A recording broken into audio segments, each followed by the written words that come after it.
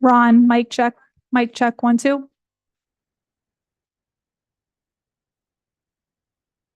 I hear you loud and clear, Heather. Thank you. You're welcome.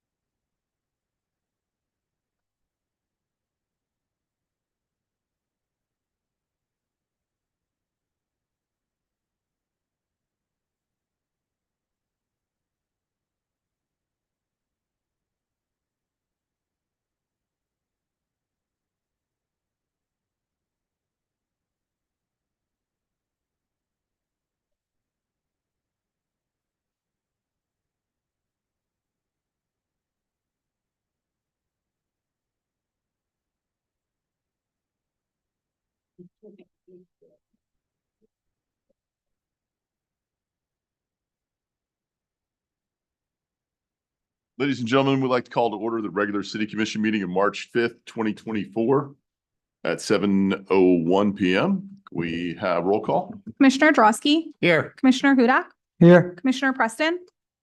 Here. Vice Mayor Perez, Here. Mayor Gans. Here. Will you please have stand for a moment of silence in our pledge of allegiance?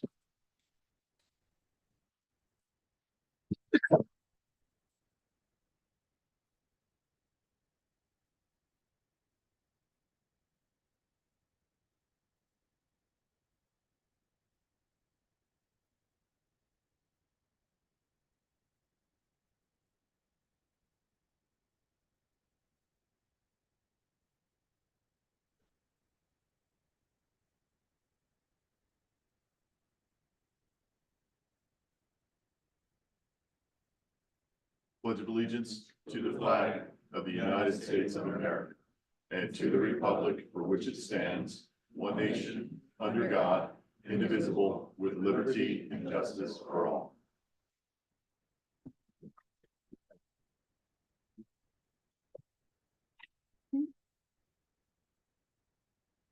Could we have approval of the city commission meeting minutes for the city commission meeting workshop of January 25th, 2024, the regular city commission meeting minutes of February 6th, 2024, and our special city commission meeting minutes of February 13th, 2024? Motion to approve. We motion by the vice mayor, seconded by Commissioner Preston. All in favor, say aye. Aye. Opposed? Okay. We have acknowledgement of our city board meeting minutes of the community appearance board meeting of December 14th, 2023 and January 24th of 2024, and our community redevelopment agency meeting minutes of January 10th, 2024. So move. Second. We have a motion by the vice mayor, seconded by Commissioner Preston. All in favor, say aye. Aye. Aye. Those opposed? All right, if we have approval of the agenda tonight for March 5th, 2024. Motion to approve. Second. Motion by Commissioner Preston, seconded by the vice mayor. All in favor, say aye. Aye. Those opposed? All right, Madam Clerk. For those attending via Zoom online wishing to speak under public comment or an item that's open for public input, please click raise hand at the bottom under the reactions tab and your audio will be unmuted when you're recognized by Mayor Gans. For those attending via Zoom by telephone, please press *9 to raise your hand and your audio will be unmuted when you are recognized by Mayor Gans. Please make sure your audio is unmuted on your end by pressing *6. Thank you. Okay, we are now at the public comment portion of tonight's meeting. Persons addressing the commission shall state his or her name and address and may speak for 3 minutes unless extended for 1 additional minute by the mayor. This is the time for public comment on an item that's not on tonight's agenda. The time for public comment on an item that is on tonight's agenda is after the item is read into the record and the public comment period for that item is open. And a reminder, no comment shall be made related to the personal life or personal qualities of any person, and no language which would offend persons of ordinary sensibilities shall be permitted. Yes, ma'am. Paula Cook, 62 Centennial Court, Deerfield. I'm a little concerned about the speed cameras that are going to be put in front of the schools. It's a little fuzzy as to how would one contest one of these things? Are these tickets going to have a timestamp on them? And when are people going to know after they get the ticket in the mail, if there was a blinking light at the time? Because in front of the school you're going through during that time period, that road's got 4 changes in speed limits. Now, the one on Hillsborough is 45 miles an hour. It drops at 15 for the school. And they said they were going to not give a ticket unless it was 15 over the limit. So that leaves from 30 miles an hour to 45. In that period, they're watching. So I don't know. Ms. Cook, if you don't mind, can we pause the time for a moment? Could everyone please silence their phones? Sorry, Ms. Cook. Okay. Go right ahead.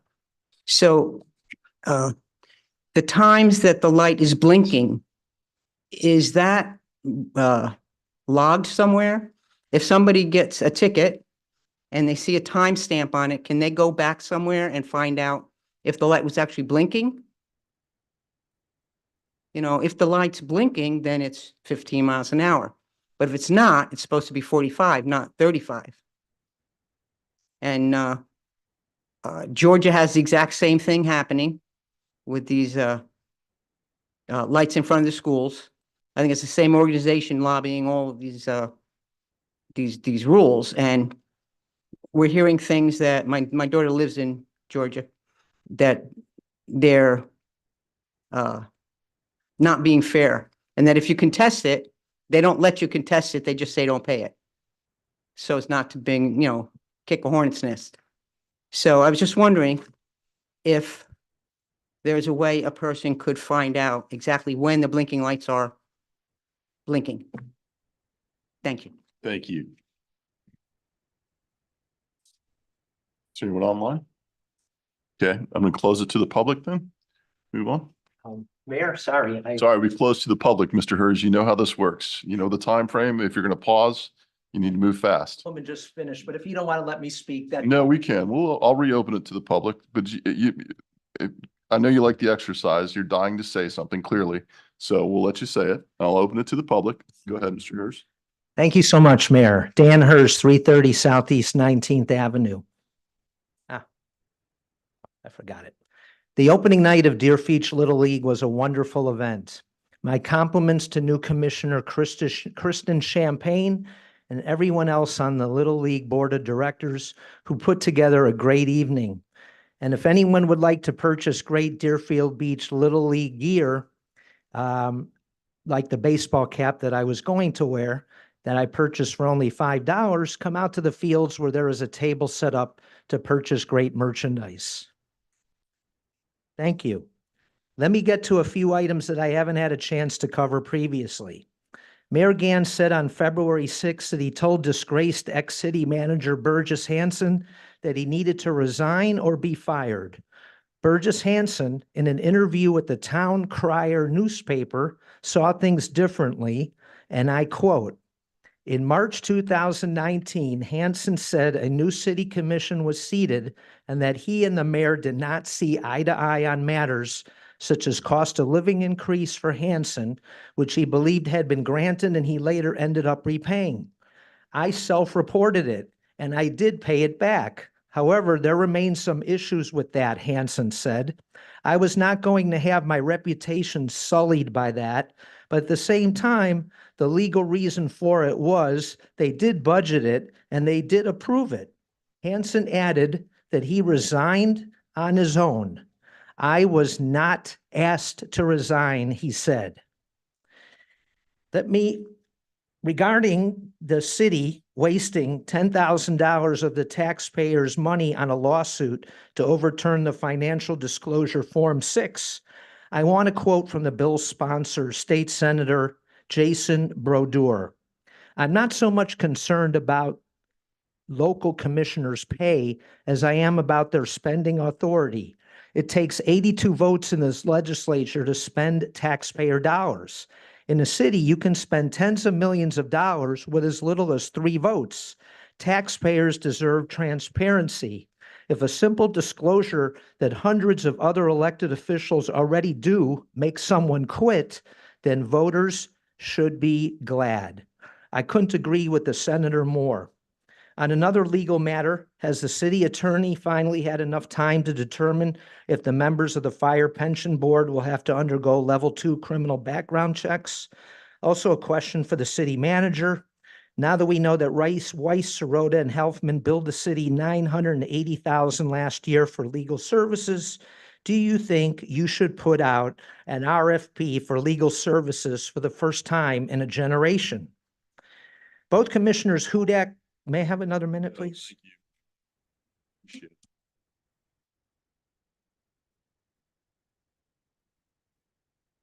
My name is Willie Rosetta Graham Bracy, 501 Northwest First Terrace, Deerfield Beach, Florida.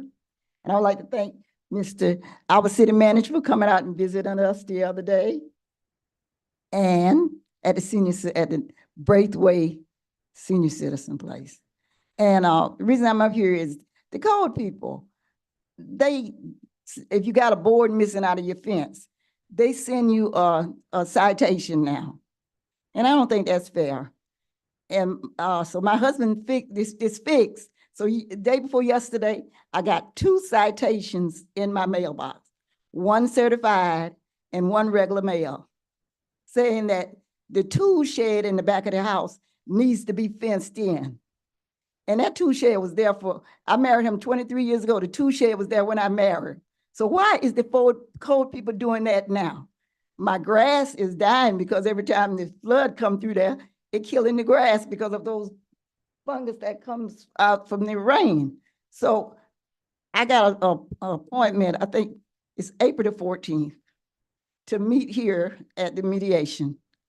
And I don't think that's fair. All they do is ride around and sit in their cars, sit on the phone and look around. I guess they want that whole road because their boat ramp down there. That's probably the reason. They want the senior citizens to move out because he was there since 71.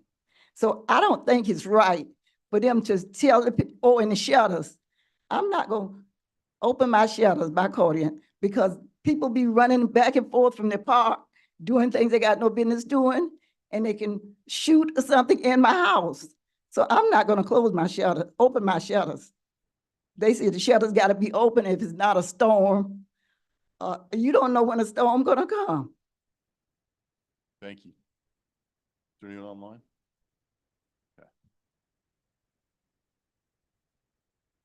My name is Terry L. Scott, 165 Southwest 3rd Court, Deerfield Beach, Florida. I'm wondering, do we have a noise audience in this town? Because every weekend, it's like a nightclub on First Terrace. I don't think our officers are patrolling. I've called BSO several weekends. I can't even sit home and watch a game in peace. Friday comes, 4 o'clock, I got a guy on the corner cooking. I can't come home in peace. If you go up and down First Terrace, like she's saying, the code people, they're not touching those places. We're homeowners. There are rentals. And if you go up and down First Terrace, it's like a war zone. Please do something about these guys coming in with these big amplifiers and just setting up every weekend. We're seniors. My home has been there since the 50s. So I'm begging you guys, stop it. It should never happen. If they don't have permits, no music should be on the street. I thank you. Thank you. Hi, good evening, Mayor and Commissioners. Maria Larico, 1551 Southeast 12th Street. In regards to finishing Dan Herr's comments, and then I'll go into my own. Both Commissioner Hudak and Drosky have publicly commented repeatedly since April 2023 of the need to revisit the referendum limit the height of the new parking garage at the main beach parking lot. Just a few days ago, Commissioner Hudak answered a resident question about big new development coming to the beach saying, nope, it's against the charter.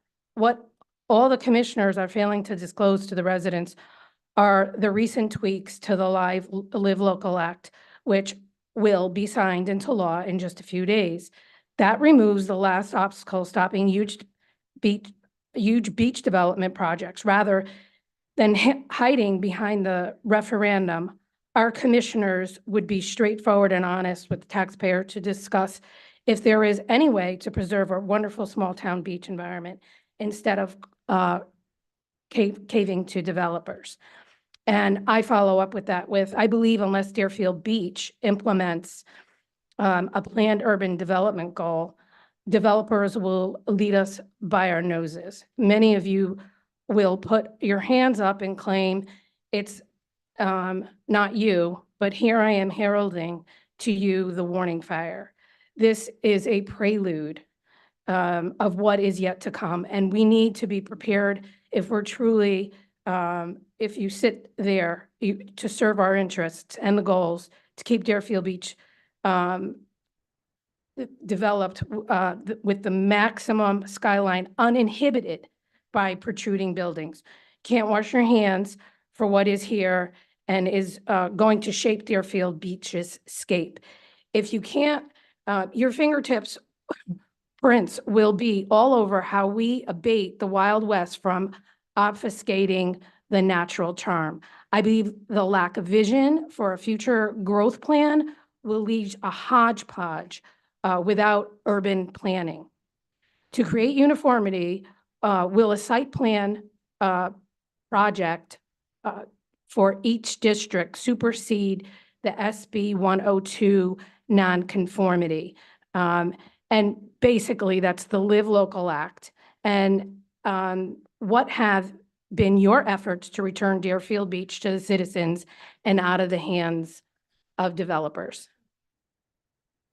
Thank you. Thank you. Anyone else? Yes, sir. Good evening to my representatives. Thank you for your service. Thank you. If you just give your name and address for the record. My name is Stanley Alf Caesar, 350 Richmond F, Century Village East. I'm here because I hear that it's in the works that a plant, asphalt plant, is being recommended to be built near our where we live, Century Village, and that I want to make a strong claim against it, because when is enough enough? When is enough pollution enough? Every 2 to 3 weeks on my catwalk, I'm on the 3rd floor. The flakes from the burning of the trash. When the wind blows my way, our way, I walk out and there's flakes of soot. And if I see that, what am I breathing? So I'm very against this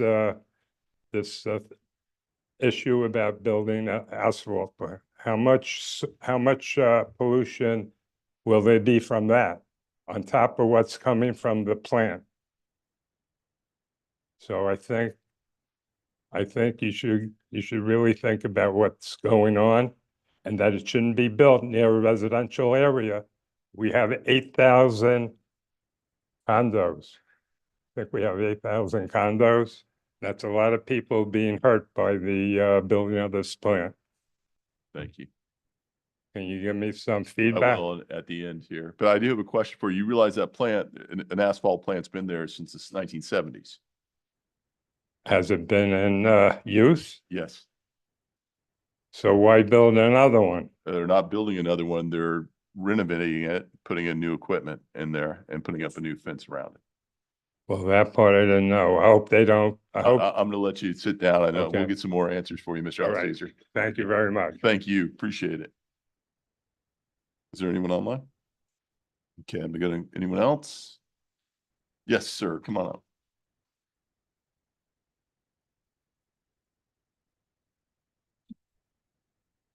I'm here. Hi. How you doing?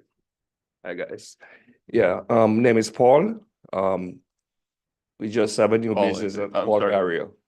I'm sorry, Carrier, Farrier? yes. Thank you. And we just have a new business on Golden Cross on our military trail, 1375. And we're trying to get some promotion done. We put up a banner and they say we have to take it down. And trying to figure out how or what method of promotion we can do outside the plaza to let people know we're there. Okay. Cause we put the banner right in front of the restaurant and someone came by Saturday and said it has to be removed. And we can't put anything outside or anything like that. So we just want to know what type of promotion we can do to enhance the business. Okay. We'll find Okay, out. it's a Caribbean restaurant, Golden Cross. Golden Crest. Yes, thanks. Thank you. What kind of business was it, Bill? It's a restaurant, Golden Crest. Okay. Yeah, Yes. Caribbean restaurant, it's a Okay. franchise. Thank you. Okay, thanks. Okay, I'm gonna close it to the public then. Just a couple of things. If staff could get together with Mr. Farrier to let him know what we can and, you know, what is and is not allowed over there. Staff, if you don't mind kind of giving us a little information on the asphalt plant, kind of go into that a little bit more in depth. Sure. Thank you, Mayor. David Santucci, City Manager. There has been an asphalt plant at this location since at least the 70s. Recently, it was sold by Hard Drives, which is an asphalt company, to another asphalt company called Ryan Assets. And they went before the CAB for a minor site plan modification to replace equipment and improve the site in order to minimize airborne sediment and noise, improve water quality, and increase efficiency of equipment. The silos are being replaced and an 8-foot high panel wall will be installed for visual barrier and landscape buffering. Those are the words of the applicant at the CAB meeting. Since that time, they've received building permits as well as Broward County environmental permits and surface water management permits.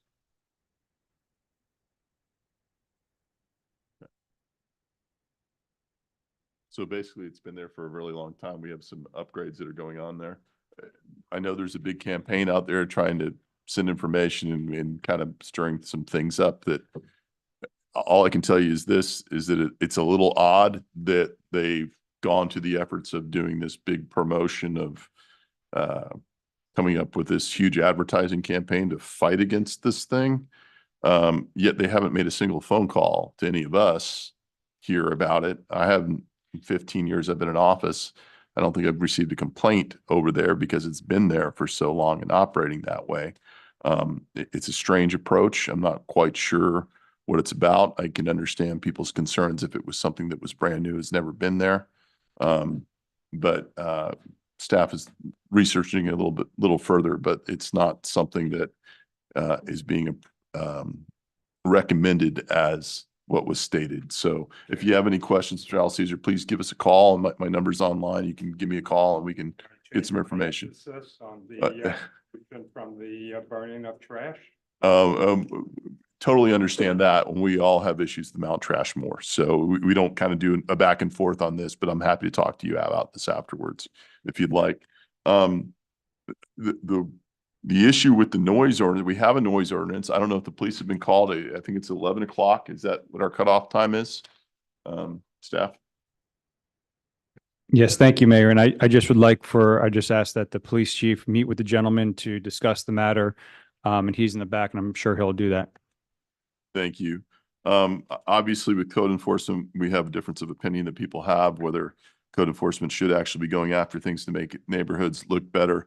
Hurricane shutters should not be up year round. And I believe that is an ordinance, obviously, that we have in the city.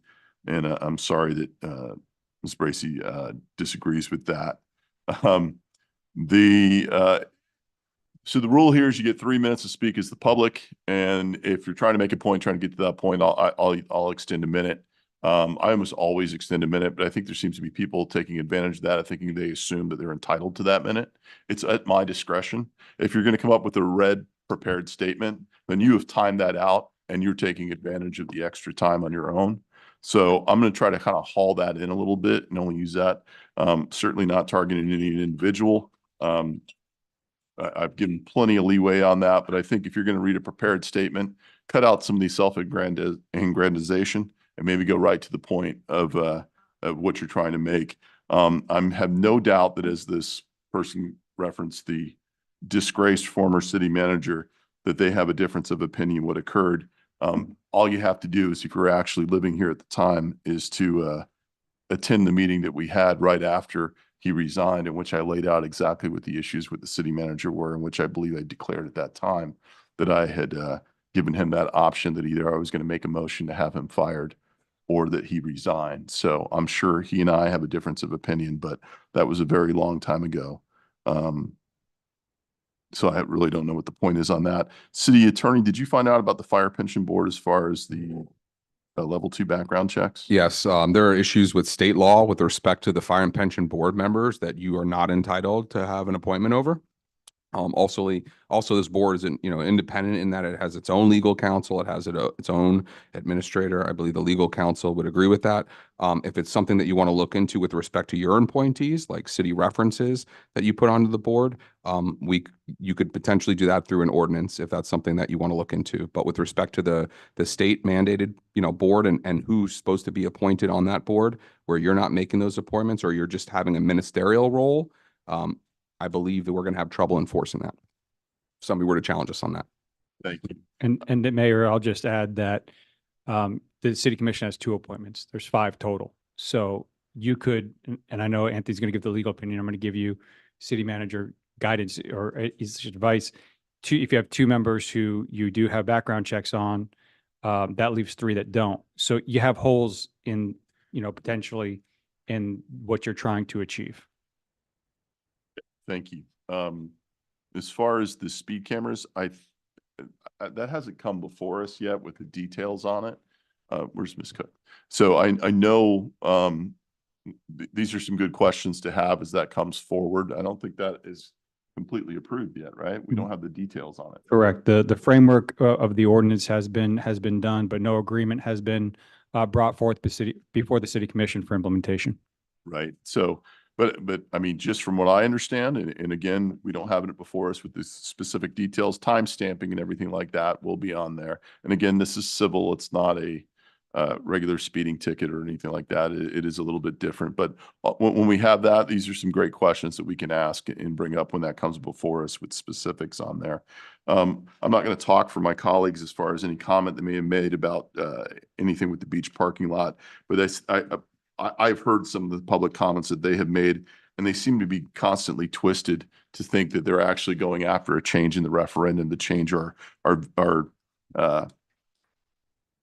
village feel that we have and the uniqueness that separates Deerfield Beach with our beach area as far as height and planning and everything we have over there. The referendum, it's ironic that people that are questioning someone else's comments about a referendum were very much in support of changing the referendum years ago, but times change clearly and people change their minds. But and they supported candidates who were openly trying to change a referendum, which I find ironic. But I can let my colleagues comment on that at the end of the meeting.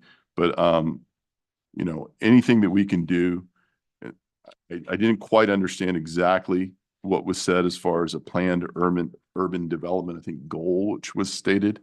But if you look at what some of our comp plans are that we have, obviously a lot of things, and some of it is preempted, which is problematic. So I know we're trying to see that some of the changes that are hoping to come down from Tallahassee, it's not going to go away. They made it very clear to us up in Tallahassee that they're not going to get rid of the Live Local Act, but they are looking to make some changes to it. We're trying to see how that plays out and find out where the dust settles, exactly how it ends up being. But I know we'll have some further discussions on that. And Ms. Larico, if you want to, we can chat about this at another time. You can get into specifics, a little more details of what your idea is. So I'd be curious to hear that. I think that answers everyone's question. Mr. Caesar, I'll have staff give you my phone number. See if you want to give me a call, we can get some detailed information for you. Thank you. Okay. All right. Thank you. Okay, we are currently on consent agenda. Items 1 through 4 are currently on consent. Okay. Is there anyone that wants to comment on either item 1, 2, 3, or 4, just to show of hands? Okay. Anyone else? No one online? Okay, commission, if so choose, I'm going to open it to the public, ma'am. If you want to come up and comment on it, item either 1, 2, 3, or 4. I'm not sure which one you want to comment on. Sure. Gina Johnston, 500 Southwest Natura Avenue. I actually want to comment on Resolution 2 for Natura Inc. And what I want to say, first of all, is thank you to all the employees with the city. We've been working on this replacement for coming to close to 2 years, and we're really happy to see it happen. I wonder if the commission has any information about the specific fence, what is actually going to go there. Currently, it's just a 4-foot chain link fence that is topped with barbed wire. So all of that is coming down, but I don't know the new fence, the height, is there privacy? It's going to border between Natura and the recycle plant. And that's it. We'll find out for you. Thank you. Thank you. Anyone else? Do you have, yes, sir. Sure, come on up.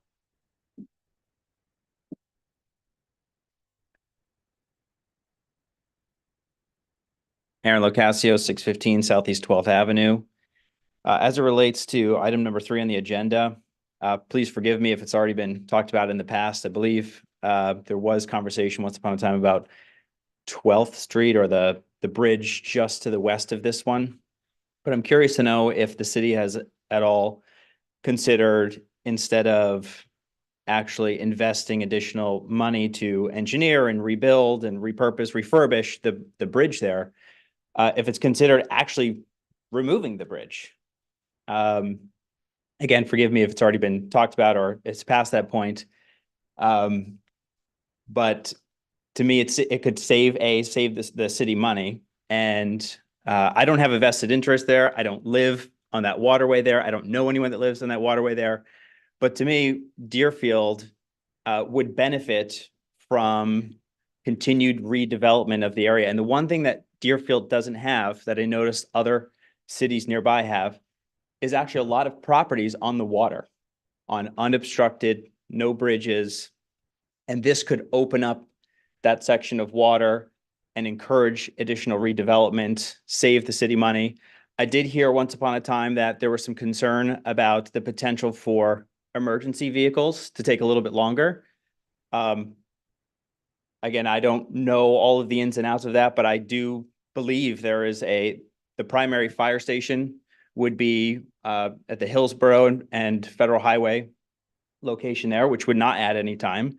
And if for some reason it had to come from the beach, just generally timing it on my golf cart on my own, it was about 52 seconds, again, driving speed limit, and also going through 2 roundabouts. It would be difficult for, let's say, a large fire truck to go through, assuming it could even make that turn like that. And to me, it's just a great opportunity. If the bridge needs repair, it needs work. It seems like an opportunity at least worth considering. Thank you. Thank you. Anyone else? Any 1, 2, 3, or 4? I'm going to close it to the public then. Staff, can we comment on number 2, please? Yes, Mayor. Yes, so the fence is going to be an 8-foot black vinyl fence.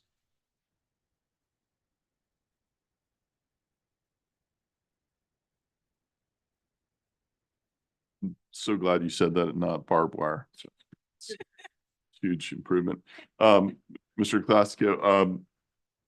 Locascio, that debate regarding the bridge certainly has come up, and there were people that we had a lot of meetings on that, a lot of public input on that, and there were certainly some people that wanted the bridge removed, especially the people who were on that section over there that loved the fact that they would suddenly have ocean access to larger things. I can tell you that the majority of the feel from the neighborhood was this was not something they wanted us to do, and it's a lot more than just that. There was a lot of different reasons, but I mean, your point's well taken on that, so thank you. Motion? Yes, we're looking for a motion. Motion to approve 1, 2, 3, and 4. Second. We have a motion by the vice mayor. We have second by Commissioner Hudak. We have roll call, please. Commissioner Drosky, Yes. Commissioner Hudak, Yes. Commissioner Preston, Yes. Vice Mayor Parnas, Yes. Mayor Gantz. Yes. Item number 5 is a resolution, of the City Commission, of the City of Deerfield Beach, Florida, approving the policy for commemorative naming and renaming of city-owned spaces, facilities, and the honoring of large donations, providing for implementation, conflicts, and an effective date.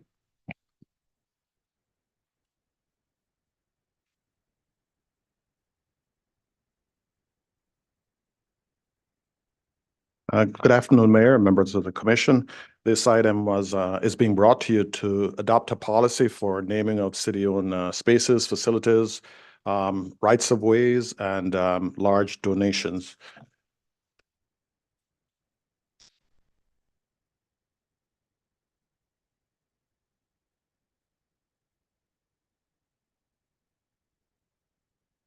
The policy proposal addresses, as I said, large donations, city-owned facilities, open spaces, and city roadways, which include rights of ways. For large donations, the policy is proposing that the individual be either living or deceased. The contributions would have to be significant, or it's suggested that the contributions are significant. And very often it deals with probably substantial renovations, construction of facilities, or probably donation of land. Because of the nature of it, we are recommending that it be memorialized in the form of an agreement, which is between the city and the donor themselves. Very often they'll give some stipulations on and identify some prohibitions or certain conditions that they would prefer be adhered to, or naming conditions. The second category is naming to honor community services, and the eligibility for this is being recommended as someone who has made significant contributions to the city for a period of 10 years or more, not in the official capacity, not in a capacity where they're being paid, but more in a volunteer, community-based capacity.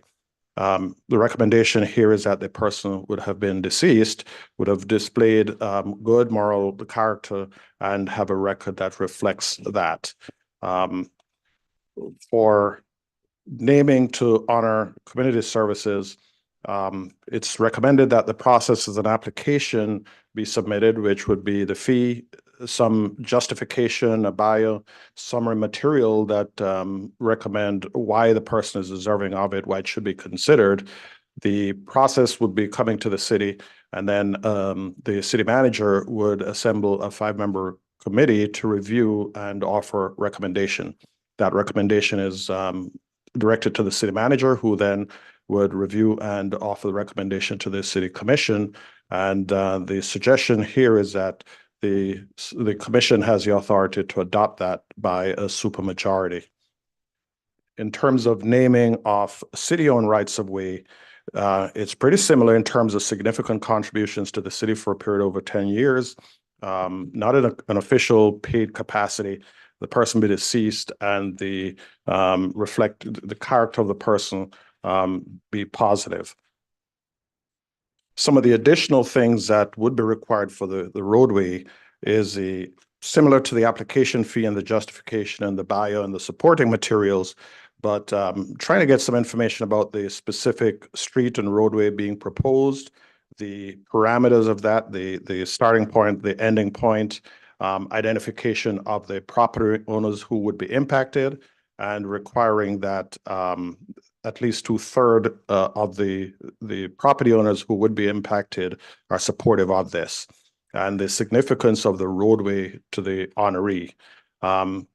The process would then revert back to the 5-member committee, to the city manager, recommendation to the commission, and adoption by the commission. Ultimately, because this is a traffic engineering type thing, it would be deferred to the engineering division, who would have to liaise with the county in terms of the implementation. This policy was drafted and submitted to the commission, I think, following a request in possibly the fall. This was submitted to the commissioners in December. Various input was received and incorporated in the draft policy. The commission review of the policy was done at your January meeting. It was presented to the commission collectively at a January luncheon workshop, and it's being presented to the commission now for adoption or for your consideration. Thank you. Thank you, Vice Mayor Parnas. Yeah, I kind of object to the 10 years. Suppose we have a police officer, been on the force 6 years, goes charging into a school against an active shooter and loses his life, and we say, sorry, he didn't serve for 10 years. We can't name a street after him. I don't see why it has to be 10 years. Why not 20? Why not 30? Why 10? If we got a hero that we want to name a street after, the years shouldn't matter. The deeds should matter, not the time. What more can we ask a man than to give up his life, or woman on the police force? or a firefighter. And yet we say, sorry, you didn't do 10 years. I object. I can't support a 10-year. Has to do it for 10 years. Doesn't make sense to me. You're dishonoring some of the people that give up their lives for us. Thank you. Is there anything in there for loss of life during line of duty? No, sir. Okay, thank you. Commissioner Preston? Thank you, Mayor. I support what my colleague just said as well. But there was a couple of community service, you have to be deceased. And for a roadway, you have to be deceased. Why? Why is that? That's one. And the other thing is, in the backup, it says that if a person is making application, there's a $500 deposit that's put up that's non-refundable. If there's a technical, some sort of glitch and it doesn't go through, we've just taken $500 from somebody and it really never went anywhere. So I disagree with that. But again, the points that my colleague made is 100% correct. Thank you. Commissioner Hudak? This program, it specifically says that it's not during the course of your duty. This is for volunteer work or specific contributions. If you have someone who runs into a building and dies, whether via fire or whatever the case may be, that to me doesn't fall under this program. I think that should be a separate entity completely. This is more for community service and volunteerism and contributions as I read it. I do agree with the, if somebody is submitting and there's a $500 fee for that, if for whatever reason it does not get approved, we shouldn't take their money. I do agree with that, though.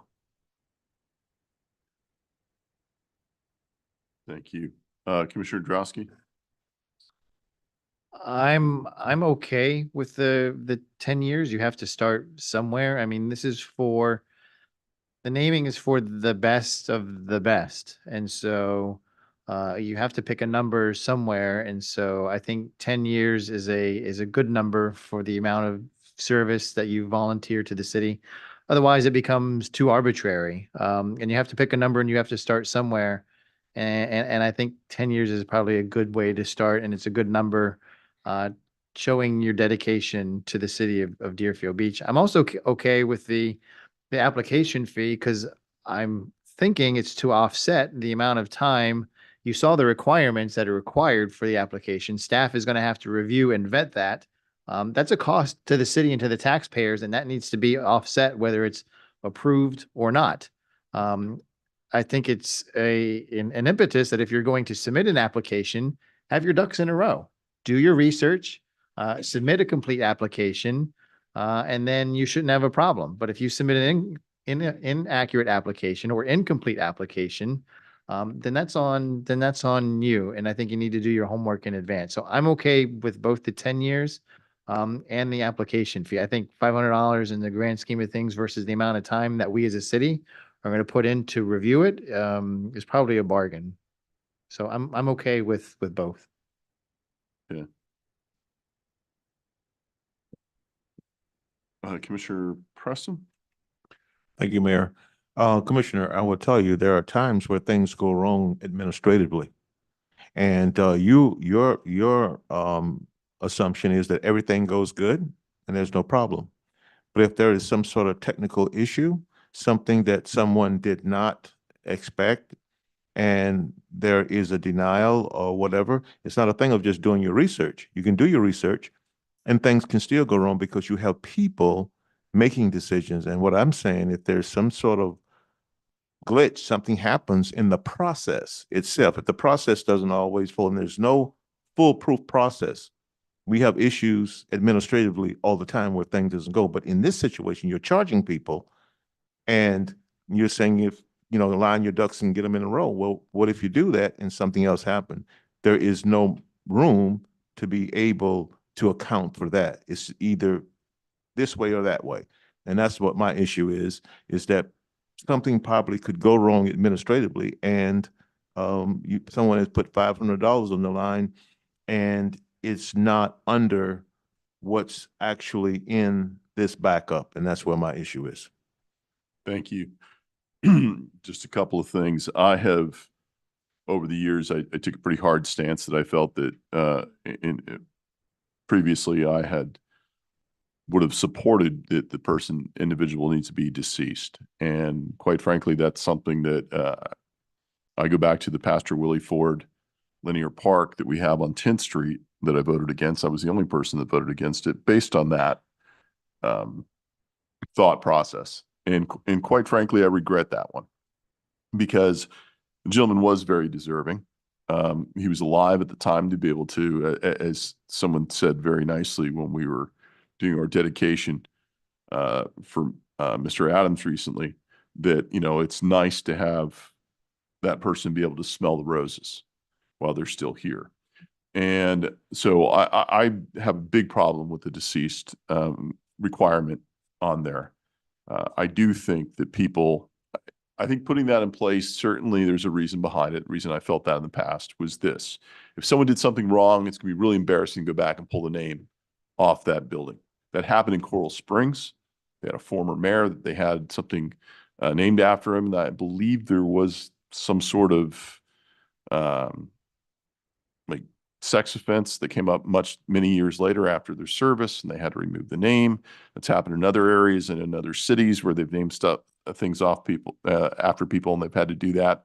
But those are few and far between. If we're creating a policy, we should not be trying to just craft it towards what I would say the outliers situation.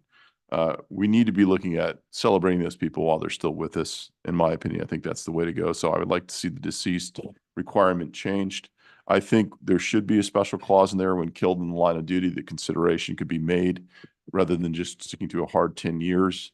The circumstances could be extremely unique. We want that flexibility in there. And to Commissioner Preston's point, I think there needs to be some flexibility when it comes to that $500 admin fee. Should there be some sort of admin error or anything like that, we've got some wiggle room on that allows that to occur. The other thing that I'd like to see changed or modified a bit is terms of service as a paid, as a paid person in what they do within the community. I agree that if someone, just because they've worked here for the city for a long time, you shouldn't be naming a building after them because they got their reward by getting paid for their paycheck. But I do think that needs to be carried into the thinking of part of the criteria for consideration. If you look at Mr. Adams, you look at, and people will be surprised for me to use this example, but former Mayor Robb. Former Mayor Robb has a street named after her. Certainly, she did a lot in the community and volunteers in support of certain organizations, but it would be wrong to ignore the fact that she was, I think, the longest tenured mayor we've had here in the city of Deerfield Beach. That needs to be part of that criteria. I think that carries some weight in there. I think you look at what Mr. Adams did, I mean, certainly on his own and what he volunteered outside of his duties as a city employee would be enough to name something after him. But part of that criteria is the fact that he did work for the city for a very long time. And one of the things we always like to say is Deerfield Beach is a training ground for all these other areas. We bring people up and they leave us. Having that as part of the criteria, I think would be helpful. It certainly shouldn't be based solely on that. There needs to be other criteria that helps them meet that. But I think to ignore it would be the wrong thing to do. So those are the modifications that I would like to see happen. I'm going to open it to the public. Anyone from the public care to comment on this item?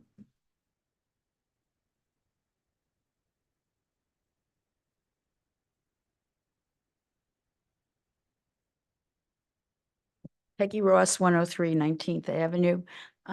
I feel, and I could be I'm mistaken about this, but I believe we just named a section of a road, A1A, and by the Wyndham to somebody. I'm really not sold that you take little sections of roads. It's become very confusing if someone's to the post office, to somebody giving directions. You already have in this city, Lane Tullis is Lane Tullis and Sixth. This one is Second Avenue and something. It's already a little confusing with names and numbers. And if you start narrowing roads down to even more, I feel it could get more confusing. Thank you. Thank you. Anyone else? Anyone online? Okay, I'm gonna close it to the public. Commissioner Drosky? I think all of you make valid points. I'd like to see what it looks like on paper, though, instead of doing it on the fly. So I would like to see the city attorney take all of our comments and come back. I think it would probably be best to defer this item to the next meeting, have staff take all of our comments and revise it on paper so we can take a better look at it, so I can better understand what everyone has to say. I think everyone has good points. I just don't want to do it on the fly here tonight, hearing it for the first time. So I would make a motion to defer to the next meeting. Second, Okay, we have a motion from Commissioner Drosky, seconded by Vice Mayor Parnas. All in favor, say aye. Aye. Those opposed? Item number 6 is a resolution of the City Commission of the City of Deerfield Beach, Florida, authorizing and supporting an application to the Florida Fish and Wildlife Conservation Commission and the Florida Inland Navigation District to designate a year-round slow speed zone in the Intercoastal Waterway in Deerfield Beach, Hillsborough Beach, and Lighthouse Point, authorizing drafting an ordinance to provide for the slow speed zone designation and coordinating with Broward County and other applicable entities to effectuate the designation, providing for an effective date. Commissioner Hudak? This is something I've been pushing for, and I fully support this. And I also want to make sure that, we have full support from the county that they actually enforce it as well with the boat patrol. So I will be voting for this. Thank you. Is there anyone from the Commissioner Preston? I too support this. This is very important. Recently, I was in one of our waterways, but actually wasn't here in Broward County. However, when I was on this waterway, we were just kind of cruising, and there was a really horrible smell. And what it was a manatee died. And it was because a boat was going so fast. It was a huge cut in its back. And so this is appropriate, and maybe it will make a difference. So this is well taken. Thank you. Is there anyone from the public that would care to comment on this item? Hi, Maria Larico, 1551 Southeast 12th. So I'm on the Intercoastal, and I can't thank you enough. This is so important to me. And I know everyone that lives in the area, just the battering that those seawalls take from people that are nonchalantly excelling. And there's great patrol. The boat patrol is great, but if they're at one end, they're not paying attention, or it's early in the morning or late at night, or you just get a gigantic boat, you're getting gigantic waves that are impacting our properties, where we get huge holes. The property just falls in, and you have to pack it and repack it and take care of it. So that's going to have an enormous effect on the community and properties and people maintaining them. So other than the wildlife, and it's just wonderful. Thank you, thank you, thank you. Thank you.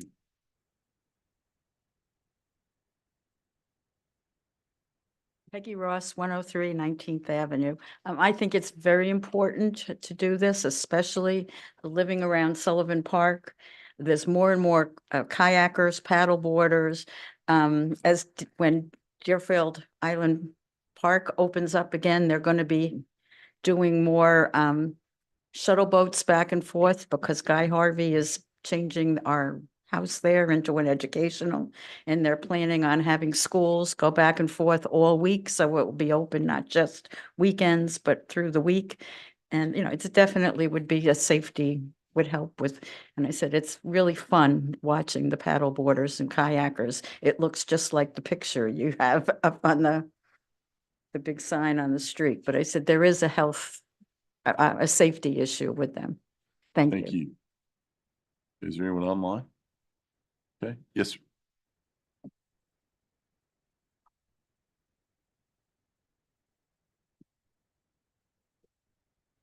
Aaron Locascio, 615 Southeast 12th Avenue. I've lived in South Florida now for about 26 years. More than half of my time here, I've spent living either on the Intracoastal or the ocean. I'm a licensed captain, and I owned and operated a fishing charter company for a number of years. I have thousands of hours on the Intracoastal, and I'm a member of the Deerfield Beach Marine Advisory Board. That's all to say that I know these waterways really well. And there was a long time that I actually would have voted against this because it would add an additional 6 to 10 minutes of commute, depending on where I was going and the tides at the time. But over the last 26 years, the boats have gotten bigger, more powerful, more plentiful, and the captains of these boats have not gotten any better either. Then I also witnessed 3 separate accidents on the Intracoastal. Then again, I became a father. And while I was on the Intracoastal with my family, I was nearly in 2 accidents myself, caused by turbulent, overcrowded waterways. I wish today's vote would just effectuate the change immediately, but ultimately, this is just the beginning of a detailed process that will eventually be decided at the state level. It's additional complication with the fact that we have a unique waterway that is shared by Hillsborough Beach and Lighthouse Point. That's the section of water we're talking about. But I can confirm, I know that there is support from Hillsborough, from Lighthouse Point, and from the county as well. Luckily, Hollandale Beach has provided the city with the blueprint for how to do this. In 2021, they actually drafted and successfully passed at the state level a petition to modify their waterways to a year-round slow-speed minimum wake. Unfortunately, people had to die, or people did die, I should say, prior to this change took effect. This 1.9 mile stretch of water that we're talking about at times is only 250 feet wide, with multiple boats traveling 25 miles an hour past one another. I can't help but think, and it terrifies me, that it's not a matter of if, but when, if this change does not take place, that something terrible could happen. And I sincerely appreciate the support of the city and commission on this item. Thank you. Thank you. Anyone else? Anyone online? I'm going to close it to the public. I'll just say this. Thank you all for those comments because it's an interesting, some interesting feedback on that, both as operators on the vessels, people who live nearby, and people who are actually dealing with it on a daily basis. I know this has support from Representative Chip LaMarca. He's doing a great job with it. Mr. Classio, I know you're working with the Marine Advisory Board. I know the Marine Advisory Board supports it, and you've been a big champion for this. It is not going to fix the issue of people just doing stupid things. So many people will fight against something going in place because, well, it's still not, people are still going to do it. Yes, there's nothing we can do to legislate stupidity. Been trying for a long time. Can't do it. But this is going to go a long way to kind of make it safer on our waterways and protect our people's lives and people's property. So I'm fully supportive of this. Vice Mayor Parnas, then Commissioner Preston. I was going to say motion to approve. When it comes to safety, speed is important. Do I make a motion, we approve this? Okay. Commissioner Preston, do you have something to say? Yes, I do. Policy is one thing. The implementation of enforcement is something completely different. So I hope that there's a plan in place to be able to deal with from the enforcement perspective. It's very easy to put a policy in place and everybody relaxed, feels good, but this policy is worthless if it's not enforced. So I hope that there's a plan that is in place that will address whatever the issues are with what we are approving tonight. Thank you. Looking for a Second. second? We have a second from Commissioner Hudak. Thank you for supporting this, Commissioner Hudak, and pushing for it. Okay, we have roll call, please. Commissioner Drosky, Yes. Commissioner Hudak, Yes. Commissioner Preston, Yes. Vice Mayor Parnas. Yes. Mayor Gantz. Yes. Item number 7 is a resolution of the City Commission of the City of Deerfield Beach, Florida, authorizing a loan in the aggregate, excuse me, in the aggregate principal amount of not exceeding $16.5 million to provide financing for certain capital improvements to the city's water and sewer system and related costs. Authorizing the issuance of a water and sewer revenue note, Series 2024, to evidence such loan, making findings and determinations as to the loan and note, accepting the lender's proposal to provide the loan and purchase the note, providing that the city's obligations under the loan and note shall be secured and payable from pledged funds consisting primarily of the net revenues of the city's water and sewer system, approving the form of the loan agreement with the lender and authorizing the execution and delivery of the loan agreement and note, authorizing other required actions in connection therewith, providing that inconsistent resolutions shall be inapplicable and repealing a prior resolution, and providing an effective date. Thank you. City Manager? Thank you, Mayor. This item's actually been seen before you once before, and back in December, you approved a similar item, but under a different financing model for this borrowing, which was a 3-year, what we call ban.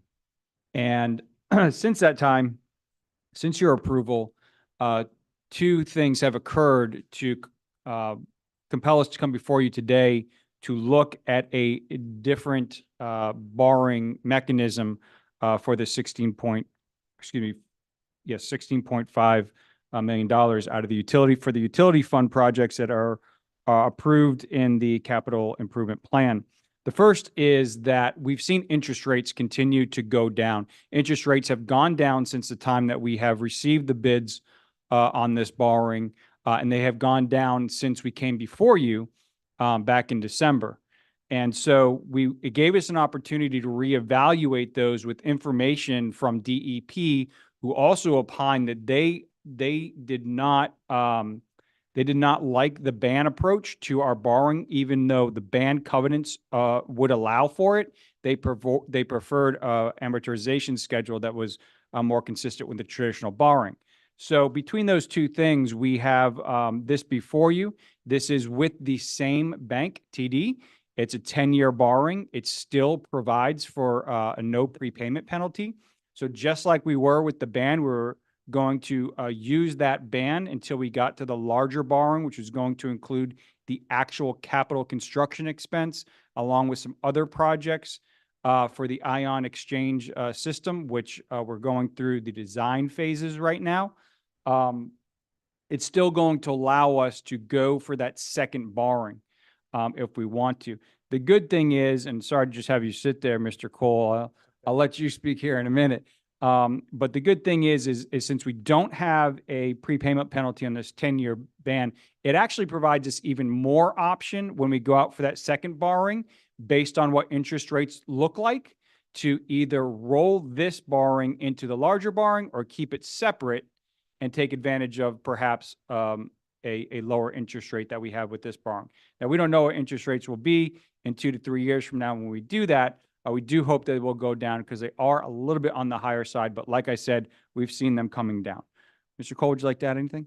Sure. Yes. Good evening. I'm Ted Cole with Davenport. We're serving as advisor on this borrowing.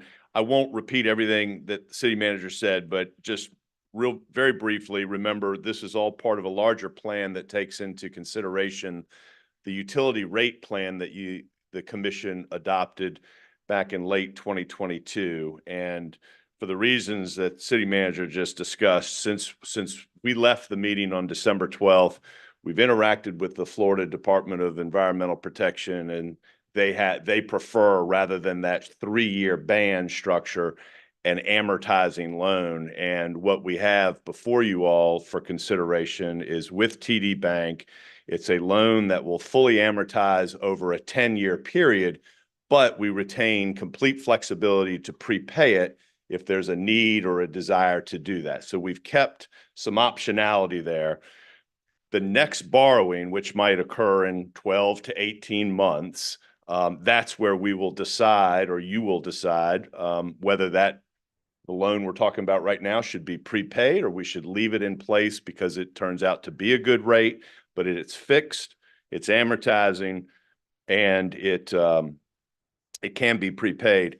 Since December, as the city manager said, we have seen all rates come down associated with this borrowing. Back in December, we had received rates that were above 5%, and we were considering rates that were in the high 4% range. We're now sitting around a 4.20 rate. The plan on this revenue bond is, if things go forward this evening, we'll be in a position to lock that interest rate this week. So there's no more variability. And then we would be able to close probably before the end of the month. That would be the plan. We went back and we looked at how rates have evolved. We looked at this. Remember, it's a two-step process, this borrowing and then a future borrowing.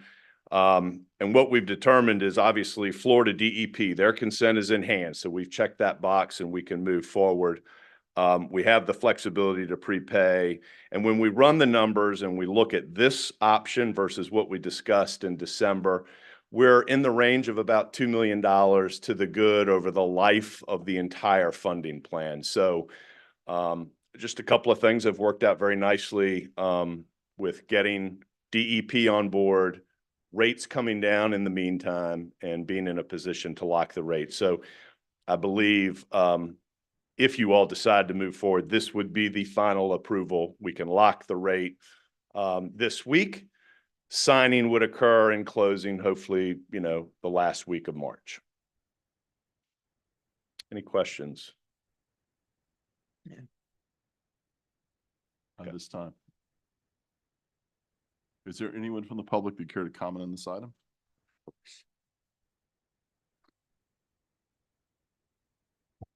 Dan Hurst, 330 Southeast 19th Avenue. I'll be very brief.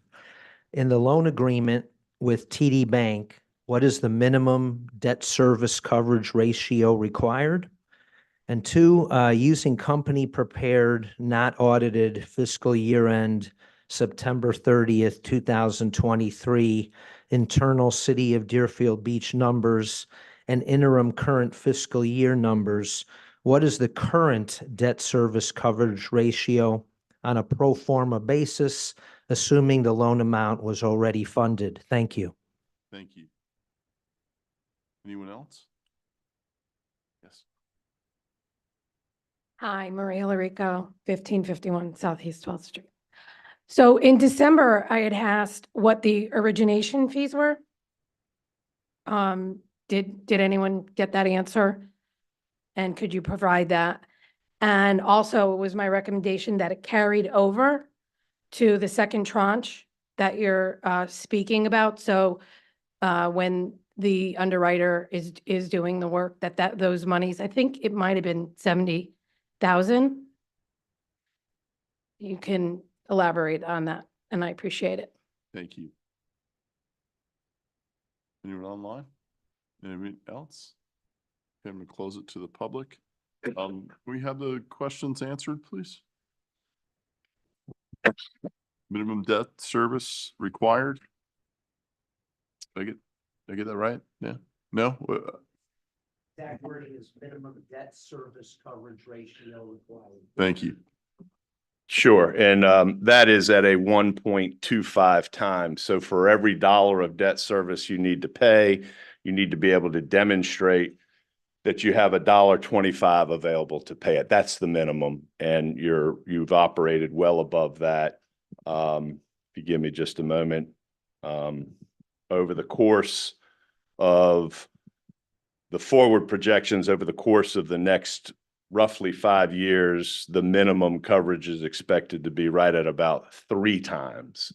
So for every dollar of debt service that you have to pay, the financial projections that have been developed as part of this, it's a requirement that these be developed as part of the bond issuance, not expected to drop below $3 for every dollar you have to pay. So that would be 3 times coverage. Okay, and the origination fees? There's cost of issuance associated with the bond issuance. The total cost of issuance are $155,000. Those cover expenses of the advisors, the bond attorneys, the bank, and those are good for this transaction. It's a one-time fee associated with this transaction. Yeah, and Ms. Larico's second question regarding the carryover to the second tranche? That's not contemplated with these fees. These are for this transaction, and when and if the next borrowing occurs, there'll be additional transaction costs. Okay, thank you. Okay. Commission? Motion to approve? Second. We have motion by Vice Mayor Parnas, second by Commissioner Hudak. We have roll call, please. Commissioner Drosky, Yes. Commissioner Hudak, Yes. Commissioner Preston, Yes. Vice Mayor Parnas, Yes. Mayor Gantz. Yes. Item number 8 is an ordinance of the city of Deerfield Beach, Florida, authorizing the issuance of debt obligations of the city in an aggregate principal amount not to exceed 14.5 million to provide funds together with other available monies to pay the cost of certain municipal capital improvements and to pay costs of issuance of the obligations, providing that such obligations shall be secured by and payable from monies deposited in the debt service fund established for obligations derived from the city's covenant to budget and appropriate non-ad valorem revenues, as shall be set forth or provided for in a supplemental resolution to be adopted by the city commission prior to the issuance of the obligations. Providing that, subject to the limitations herein contained, the terms of such obligations shall be established or provided for, and the obligation shall be sold as provided in the supplemental resolution, authorizing the taking of other actions related to the obligations, providing for conflicts, providing for severability, and providing for an effective date. This is first reading. Mayor, Commissioners, so just like we did in December, we had an ordinance reading followed by an ordinance second reading and a resolution for the actual loan agreement. So this will follow the same process. This is the first reading for the general fund borrowing, which Mr. Cole will go a little bit more, he's going to go into detail about what this ordinance exactly is, and then, of course, what the borrowing is. I do want to point out that one of the projects that we have contemplated in this borrowing is item number 9, which we'll obviously talk about when we get there. But we'll go through the projects, and Mr. Cole, I'll go ahead and hand it over to you. Sure. Thank you. Good evening. So this is a general fund borrowing for a host of projects, including an ERP system, enterprise resource planning software, improvements, renovations to the International Fishing Pier, city bridge rehabs, I believe it's 15th Avenue Bridge, citywide street lighting improvements, and improvements at Pioneer Grove corridor redevelopment. We did an RFP. We solicited proposals from banks. We received proposals from 6 banks in late January, January 30th. The estimated amount, 14.5 million. We may come in a bit below that. That's sort of the top end approval amount. This is not voted debt, so it doesn't go to a referendum, but it requires a public hearing, requires this reading of the ordinance. And then if this goes this evening, if you decide to move forward, then it will be back on your agenda on March 19th for the second and final action. That would be, the final meeting before this loan could be closed. We assessed all of the proposals with staff and have come to a recommendation to move forward with TD Bank. They offered a 20-year fully fixed amortizing loan. They're at it's not fixed yet. Once we lock the rate, it will be fixed for the entire term of the loan, but we have to get through that second approval of you all before we can fix that rate. It's currently around a 4.3%. Their proposal allows for a complete prepayment in whole or in part after 3 years. So there would be a 3-year period where you're not permitted to prepay. But after 3 years, for the remaining 17 years, you would have the ability to prepay it if there's a reason or an opportunity to do that. Again, the final approval would be on March 19th. We have no outside consent required from any outside entity. We do have some bond covenants that we have to meet, and we have been able to demonstrate to the lender that we are able to meet those covenants. These bonds, we sometimes refer to them as covenant to budget and appropriate bonds, would be very similar to the bonds that you issued back in 2012 and 2018. So at this point, we are prepared to make that recommendation to move forward with TD Bank on the 20-year option, move towards the March 19th meeting. Following that meeting, lock in the interest rate and close in early April.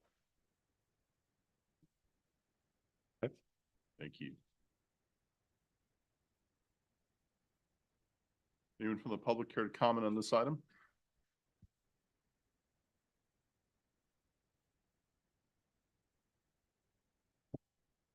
Dan Hers, 330 Southeast 19th Avenue. I just want to go on the record as saying that of these capital items that you're approving and putting the money to finance, I just again want to state my objection to the money being spent for the Pioneer Grove. That money can be better used in the Pioneer Grove neighborhood by giving property tax abatements to spur development in that area. But if you are going to go ahead and finance it, then long-term financing is the way to go. Thank you. Thank you. Anyone else from the public? Okay, I'm going to close it to the public then. Commission? Motion to approve. Second. We have a motion from Commissioner Hudak, seconded by Vice Mayor Parnas. We have roll call, please. Commissioner Drosky, Yes. Commissioner Hudak, Yes. Commissioner Preston, Yes. Vice Mayor Parnas. Yes. Mayor Gantz. Yes. Item number 9 is a resolution of the City Commission of the City of Deerfield Beach, Florida, approving a change order with Brothers Construction, Inc. in the amount of $1,517,500 for design build modifications to include additional enhancements and improvements for the International Fishing Pier renovation project for a total project cost of $4,677,875, providing for execution of the change order, implementation, and an effective date. So before Ms. Sujelnik starts, I want to point out that the budget for this item, which was included in item number 8, was for $4.5 million. And potentially, if approved tonight, the total cost will be somewhere around just under $4.7 million. And so if you were going to ask me about 2 hours ago where we would get that additional $200,000, I would tell you that I believe we could absorb it over this fiscal year or next fiscal year in the capital budget. But I'm happy to report to you that through great effort by our lobbyist, and I know that Commissioner Preston reached out to Ms. Williams in the and her committee that she's involved in, that we had our peer request going through. The $550,000 is in the budget waiting to be signed by the governor, which is fantastic news.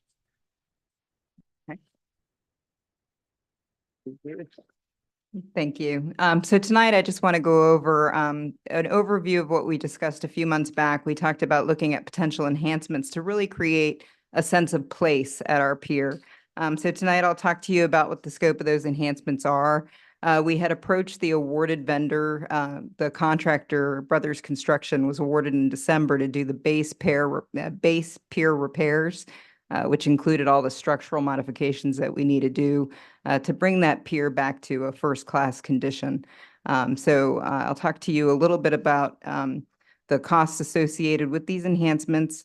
I want to talk about the phasing and what potentially we could stand to gain by looking at options for phasing, as well as options for staging. We'll go through our project schedule and talk to you about our current activities and next steps. Next slide, please. So the scope of these enhancements, it does consist of demolition of our existing pavilion and construction of 2 new shade pavilions. One of the big requests that we had when we were doing a survey of what folks wanted to see on our pier was they wanted additional shade structures. So this would add a second 20 by 20 Ipe pavilion structure. This also includes all of the electrical and lighting enhancements that we would need to make to the pier. Currently today, we have bollards that line along the center of our pier. The intent here is that we're going to remove the center bollards and put the lighting along the railings and light up the pier along the railing. So that'll open up a lot of space along the pier. We will be providing 6 new custom fish cleaning stations and providing the water line hookups for those 6 new fish cleaning stations, as well as furnishing equipment such as 15 park benches and replacements of existing fence and gates. We're also talking about doing a nice welcoming sign. So this will be a great opportunity for folks to, in creating that sense of place, identify that they're here at the Deerfield Beach Pier. So a wonderful thing for our city to really recognize where they are. Now, these enhancements will add additional time to the contract. We are talking about additional construction work.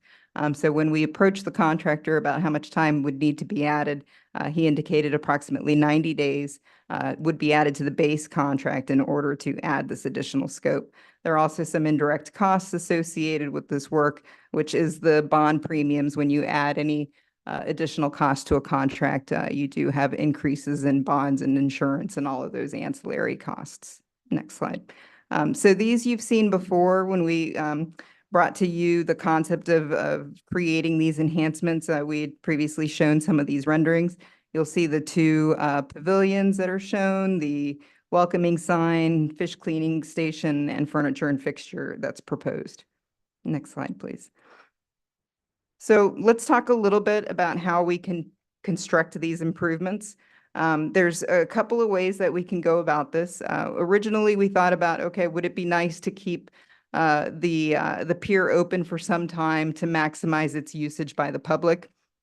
And that's when we were discussing doing this in a 3-phased approach, where we would start from the eastern side, which is the side that was most heavily damaged by Hurricane Nicole, and work our way westerly. So that 3-phased approach, the construction timeframe was 360 days to do the base pier, which was approximately 1 year to do the base construction, redoing all the substructure and superstructure to the pier. And then if we add the enhancements, it would add 90 days on top of that. And the base bid amount that's already been awarded to Brothers Construction back in December was $3.2 million, and the additional enhancement costs would come in at about 1.5. So we're talking about a $4.8 million project. We approached Brothers Construction to see if there could be any cost reduction and efficiencies in construction. And they did indicate that if we could do this with one closure of the pier, just allow them to come in, perform all the work, that we could save 53 days on the project, and they would be able to provide us with those cost savings in the amount of $140,000. So as indicated, our original budget for this project had been $4.5 million. And at this, with this cost reduction, it comes in at about 4.6. And as the city manager just noted, we did receive a state appropriation, which is very encouraging news. Next slide. So the phasing options that I briefly touched on was working easterly and going west. So this indicates the T. The T is the furthest to the east, and we would work there in this 3-phased approach. And you could see that phase 2 and phase 3 would be briefly opened for some time for use. But I will note that because of the need for the contractor to move materials and equipment from one end of the pier to the other, they would need a corridor for movement of that equipment.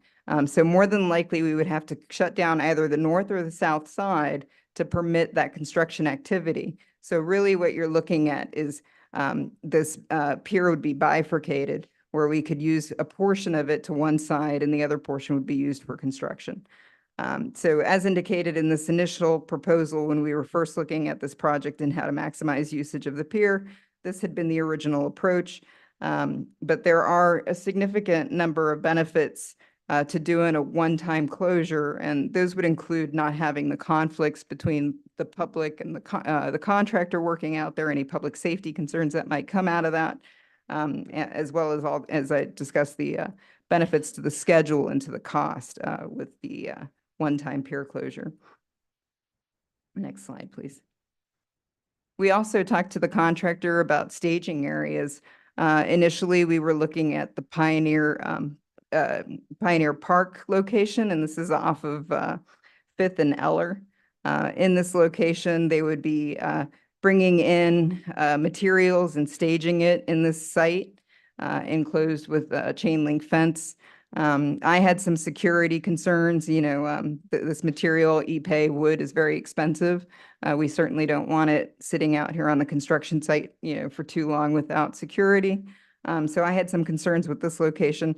But this also proves to be a logistical concern because they have to mobilize from here and cart all of this material regularly during construction to the beach.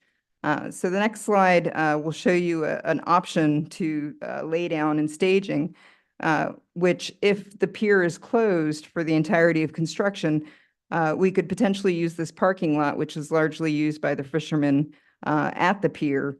And this area could be closed for securing laydown equipment and materials, and logistically would operate more seamlessly to provide access to the pier. And you'll see the green routes that are shown are how they'll be carting in materials to make those repairs to the pier. Next slide. Here's the schedule comparison with the various scenarios. As we discussed, the first scenario is a three-phased approach, and you can see each of those phases. It's approximately 100 days, the third phase being the longest phase. Again, that third phase is the phase, the most westerly phase close to the pier bait shop. So that would be closed for 166 days. And so we're talking about a full pier closure after about 200 days. So we would have in the three-phased approach, approximately half of the pier available with one hemisphere closed for construction traffic for approximately 200 days. And after that, we would have a full pier closure until the completion of the project. In the one-phase approach, that time frame is compressed into a pier closure for the 307 days. We do have the red line representing the enhancements, shows the additional time based on if those enhancements are approved today by the commission. And current steps right now where we are, we're in permitting. The construction contractor has all the permits into the Army Corps of Engineer, FDEP. These can be lengthy reviews, upwards of 90 days for FDEP.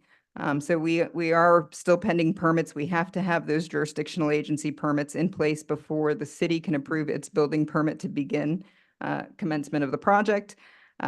So, we are still pending getting through this pre-construction activity.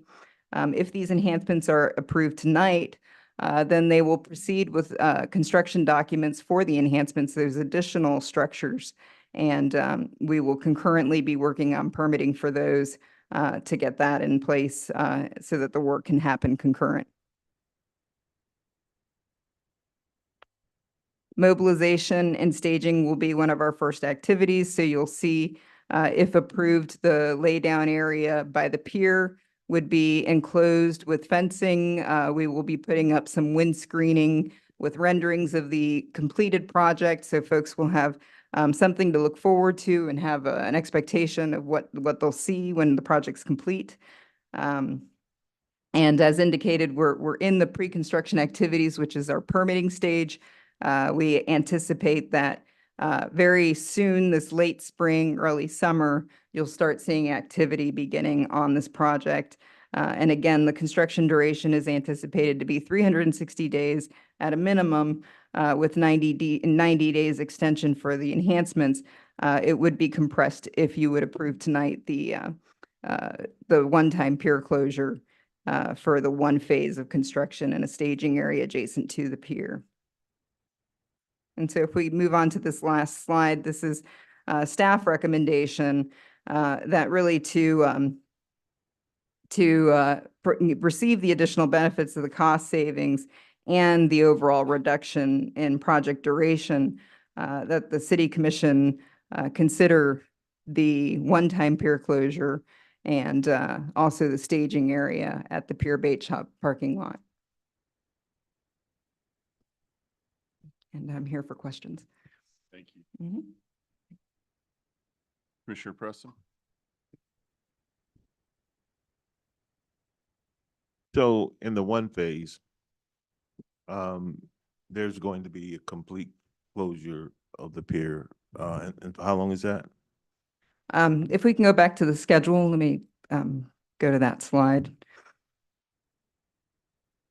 It would be 307 days plus the 90 days. Okay. But you can see from the bar chart, if we can bring that up, you'll see when the approximate completion of this project would be. There we go. So under the three-phase approach, we would be talking about a July 2025 delivery. Under the one-phased approach, we were talking late May, early June delivery, 2025. Okay. Mhm.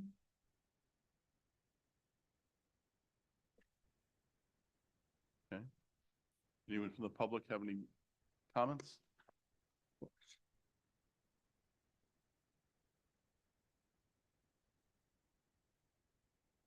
Daniel Shinetsky, 34 Keswick B, District 3, Deerfield Beach, 33442. I'm definitely in support of this resolution. Remember, this version of the Deerfield Beach Pier is over 30 years old. It's in a challenging location in a harsh environment. This pier has endured multiple impacts over time, the last being hammered in 2022 recently with Hurricane Nicole. I just want to quote the latest engineering report. Quote, extreme wood deck decay of supporting members under the deck and over the existing concrete beams, allowing for the deck attachment to fail with a minimal uplift load. Also, the connectors of the secondary wood members to the primary concrete beamings were constructed poorly, causing members to dislocate and fail at the connection. That's not good. So we can't skimp on cost and we can't skimp on time. For the public safety, remember, this is a long-term investment. I believe the best material, the best construction, the best design, the best plan is needed. So I cite the old adage, you get what you pay for. And I believe that Deerfield Beach Pier deserves the best. Now, secondly, in terms of enhancements, I love fishing. For Commissioner Preston knows, here in Deerfield Beach, the mackerel, the bluefish, big jacks, snook, and snappers are second to none. But I want to keep in mind in a recent Deerfield Beach survey that they had, almost 50% of the survey cited sightseeing as their main use of the Deerfield Beach International Fishing Pier. So I believe we need to accommodate these sightseers and walkers. And that's why I want to bring up some aspects of our neighbor, in Pompano Beach, the Fisher Family Pier. I brought this up several months ago at a commission meeting. Their pier is 4 feet higher than the previous version. I think that's something we should look into because by rising it, it withstands sea level rises and surges. I was looking at some footage of Hurricane Nicole and it really slammed our pier. So I think by raising it a little higher, I think a safety factor for the pier, it would definitely improve. Number two, that Fisher has, it's 50% wider. Now that makes it safer. It gives distance between the fishermen and the strollers. Remember, Deerfield Beach has a daily walking club that meets from 6 a.m. to 8 a.m. every morning. So I think it's good to have that distance 50% wider. And in terms of the shade, I think that's great. In the survey, 81% of the, may I have another? No, that's it. All right, Thank sir. you. Thank you.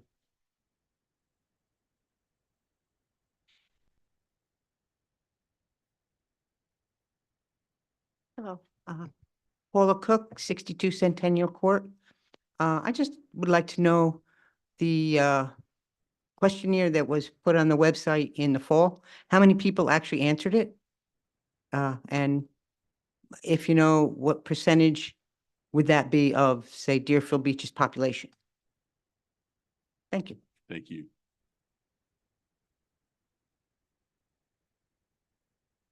Dan Hers, 330 Southeast 19th Avenue. This taxpayer is greatly appreciative of Commissioner Preston's efforts and any city employees that also helped to get over $500,000 out of the city. And my only question is, will either, whether you go with the 3-phase or the 1-phase, does the city feel that that will affect the operations in any way, shape, or form of the 3 fine restaurants that are located just north of the pier? Thank you. Thank you. Anyone online? Okay, anyone else? Yes.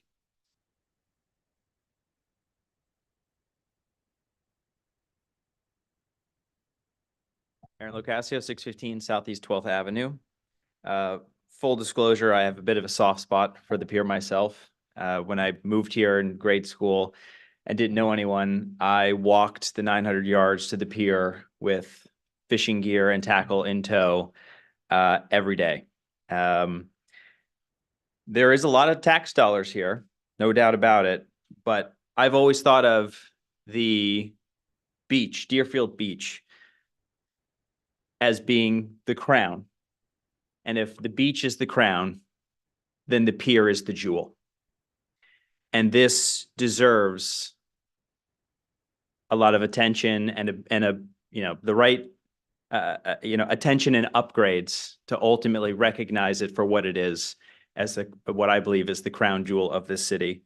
And I believe that the city staff and commission has done a fantastic job at laying out what will be ultimately a beautiful finished product. And I'm fully supportive of this. Thank you. Thank you. Thank you. Anyone else? I'm gonna close it to the public. To Mr. Shinetsky's point about it being 4 foot higher and 50 foot being wider, obviously that's gonna change, the cost of this, and it can't really be retrofitted to do that based on what we have existing. Is that correct? That's correct, Mayor. Structurally, it will look the same. The question regarding the questionnaire, how many people answered that? I don't recall off the top of my head the full number. I know we got about a 70% response rate from the residents. I'll have to go back and look at the data, but we received over 300 responses on the original survey, and then we put it out for another month through our website and received a significant amount of responses. Is 300 was in the original. There was like a 7-day SurveyMonkey survey, and then we conducted another one via our website that solicited many more. So I'd have to go back and look and compile the data. I don't have that available in front of me. Okay, to give you an idea, we have 85,000 almost in this city, right? Yeah. Yeah, so, But the questionnaires, as you can see, are non-scientific, but it gives us some guidance. yeah, but there was a pretty strong response rate from our residents. Mhm. Thank you. The other comments, yeah, thank you for them. Commissioner Preston? Thank you, Mayor. First, just let me say that it was not my effort alone. I spoke with the state representative, but this was a team effort. City manager's office, who made me aware of what was at stake here and what was available. Our lobbyists, certainly State Rep Pat Williams did an outstanding job. I was in communication with her. I just want to make it clear, this was a team effort of being able to secure some funds for our city. That's one. The other thing is that if we're going to do this, there are 2 fish outside of the pier restaurant. There's 2 fish that was actually secured by former Mayor Peggy Nolan, but they need some refurbishing. They're like chipped up, and if we're gonna make all of these enhancements, it should include those welcoming. Excuse me? Hold on. I'm talking to myself. Sorry, Ben. No problem. So I would like to see some attention given to that. We're gonna be voting here in a second. But if you look at that, when they're going out to the pier, that's what they see.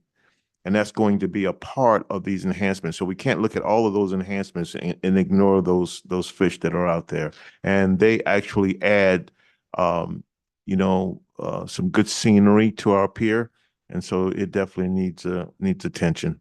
But I also want to thank you, Priscilla, for the information that you were giving me about the 1 phase, 2 phase, 3 phase, I'm sorry, about what could happen. I just want for us to make sure that when this is done, this is something that really welcomes the residents out. And for God's sake, we need to get this done because my refrigerator needs some fish in it. Commissioner Hudak? Thank you. Yeah, I agree that fish need to be taken care of, not the ones in your refrigerator or the future ones in your refrigerator, but the other ones. But I don't think that that's part of this project, but I think we can find some funds in order to do that. I would like to make a motion to approve the single phase option to try to get this done as quick as possible. I think that is the best option. It also saves us $1.5 million. Thank you. Second. We have a motion from Commissioner Hudak, seconded by Vice Mayor Parnas. I want to say this, staff did a phenomenal job on this lobbying up there in the state level. Jonathan Salas, the package that was put together to kind of highlight what we're doing. All of you guys did a phenomenal job. City managers, everybody did on that. It was sometimes pictures say 1,000 words.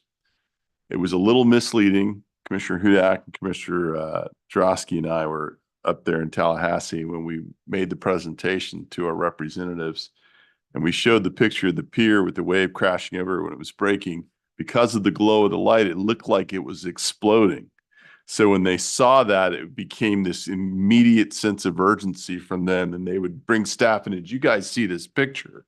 And they thought it was exploding, which we kind of said, no, it's not a fire, but we're like, hey, whatever dramatic thing we can get going on this, secure that money, we'll let them roll with it. But a picture really paid off on that. And I know there was a couple representatives that brought in other representatives that were already part of on our schedule to show them that picture. So thank you, staff, for doing a phenomenal job with that. And we're glad to have that money. So really, really good job. Okay, we have a motion and a second. We have a roll call, please. Commissioner Drosky, Yes. Commissioner Hudak, Yes. Commissioner Preston, Yes. Vice Mayor Parnas, Yes. Mayor Gantz. Yes. Okay, we are now at comments by administration and legal. I have one brief comment today. As you know, the Florida legislature passed and the governor signed into law last year, the Live Local Act. I gave a presentation at that time when that became law.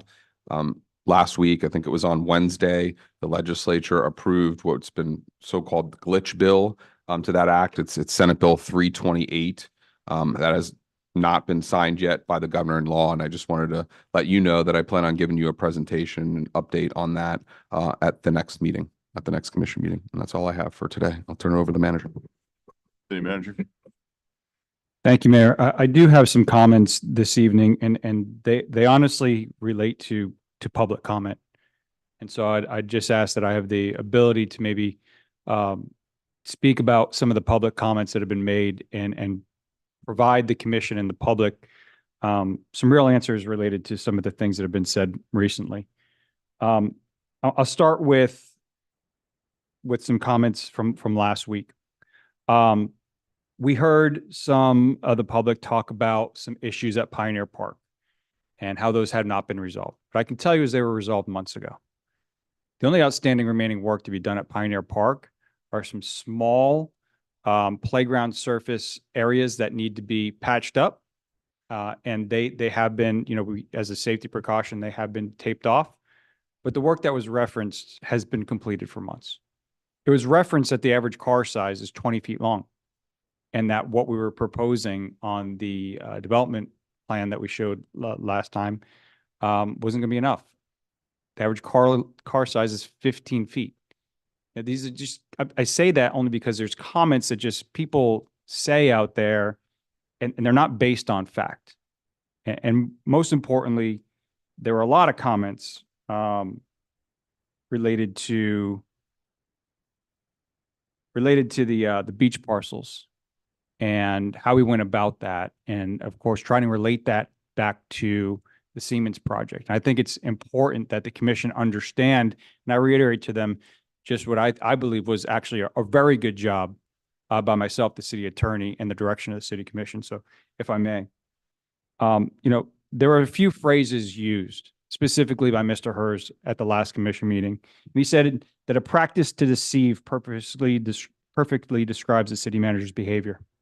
And he also said the city manager purposely withheld information from the backup materials from the taxpayers. He only uses these words when he's talking about me. And so I wanted to tell you that, from my opinion, this is a personal attack on me and my character. And he does it publicly, and he doesn't do it really to anybody else. And I'm not sure where that really comes from, but let's talk about those comments in the context of his public comments. Again, I don't know what he's referring to by the fact that we hid things purposely from the backup materials. What I can tell you is that for the past 3 purchase and sale agreements that we've had related to a beach parcel purchase, the form sale agreement has been the same. Okay. The face sheet that we had on that item clearly described what the city commission was paying for. $913,000 sale price and $325,000 over 5 years for the beach amenity contract that was operating on that private parcel, right?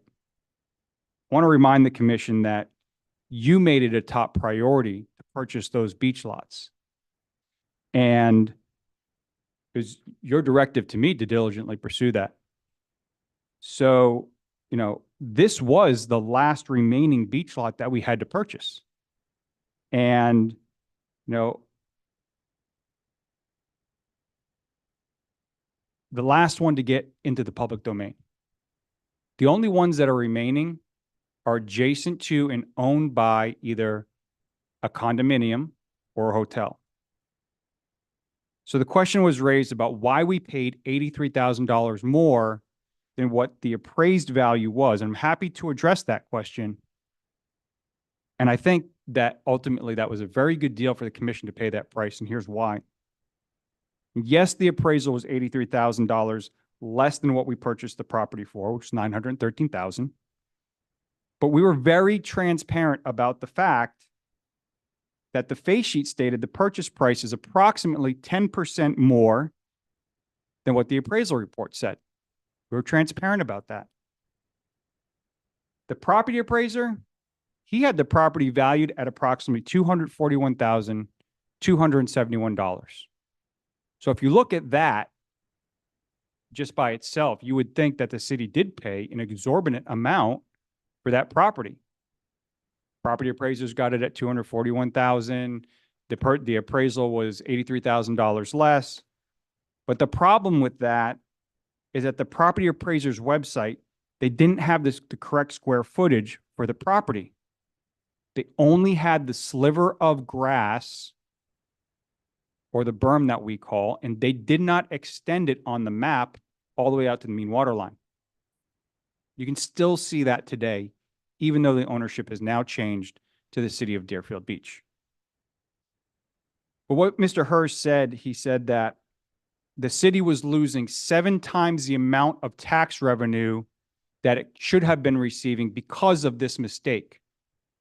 Because of this mistake on the Broward County Property Appraiser's website. So let's use that same multiplier by the amount that was presented on the Broward County Property Appraiser's website. And do you know what the value of that property would have been? Over $1.6 million. We paid $913,000. To answer another question about why didn't the city manager tell the property appraiser about the property appraiser's mistake? It's pretty simple. It was a negotiation strategy. Can you imagine if I would have told the property appraiser back in July that, hey, you've got this valued wrong. times it by 7, make it $1.6 million, $1.7 million. What does that do to my negotiation strategy to get you and the rest of the city a purchase price of $913,000? I'm hurting myself in providing that valuation to the Broward County property appraiser. But what I can tell you is that at this point in time, the Broward County property appraiser, he is aware. I can't say he, I'm sure he doesn't know personally, but the office is aware of the mistake. I want to remind the commission that the original demand letter from the property owner's attorney was $2.8 million. And we agreed, both parties agreed to attempt to negotiate in good faith to try to get to a resolution without having to go to lawsuit. Of course, we never know what the outcome of a lawsuit is going to be, but I can tell you what the likely result would have been. First of all, it would have been the city incurring hundreds of thousands of dollars in attorney's fees. We would have probably had to pay the property owner for the revenue that we were generating on the property, and I'll speak about that in just a minute. But at the end of the day, we wouldn't have owned the property. We would have been sued. We would have spent money on the lawsuit. We would have probably paid the property owner for revenue generation that occurred in the property, and we wouldn't have owned the property. And I would not have succeeded in getting a sale agreement in front of you for approval. So let's address the $325,000, which was outside of the sale of the property. The reason for that, and again, we were very transparent in the face sheet, and I was transparent in the presentation that I provided to the City Commission on that date about what that was for. It was because the city and the city's contractor for beach amenity services was generating revenue on that parcel as a result of the beach amenity contract. Why were we on that private property? I'll go back to how Mr. Hers says that the property appraiser had it wrong. The square footage was wrong. That's exactly why. If you go on the property appraiser's map, you're going to see that that shows as City of Deerfield Beach property. So we were going off of what the Broward County property appraiser's map said. Ultimately, yes, in late May or April, I think it was, when we were made aware, hey, that this is privately owned and here's a survey to prove it and so on and so forth. Yeah, we realized we had a problem at that point. But we were negotiating in good faith. So at no time did the property owner tell us to vacate the premise. So we remained. And why do we remain? Because we were providing a service to the citizens of Deerfield Beach. The beachgoers enjoy that amenity. We were never told to leave, and we were negotiating in good faith. And that's why we never left or instructed the contractor to leave that area. Now, then it was questioned as to why we would dip into the reserves to pay for this and not use the $1.9 million that the city received from what Mr. Hers calls the failed energy performance contract. And I'll tell you what my opinion is. First of all, the reserves are not untouchable. But as your city manager, I'm going to provide you guidance on what the best use of those reserve funds are. Reserve funds should not be used to lower the tax rate. It is a compounding issue that you will never catch up with. What is a responsible use of reserve funds that are over your percentage of reserve funds that you must, through policy, reserve is one-time purchases, typically for capital expenditures that will be beneficial to the city and the residents. And so getting that last beach parcel into the city's domain, to me, fit that description. But to answer the question of why you wouldn't use the $1.9 million that was given to the solid waste fund to use for its capital expenditures that it needs for its garbage trucks, here is why. If you remember, we have received 2 audits related to the negative debt position of that fund, both from the internal auditor and from the AG's office. The city commission took a bold move about a year and 3 months ago to map out a rate schedule for the solid waste fund to get that fund into a positive debt position. So here you have this opportunity to use $1.9 for capital that's needed within the fund because we are behind on our capital replacement list on our garbage trucks that will also be converted from the older diesel style trucks to the new CNG style trucks, saving the city money in the long run and lowering the negative debt position for that fund.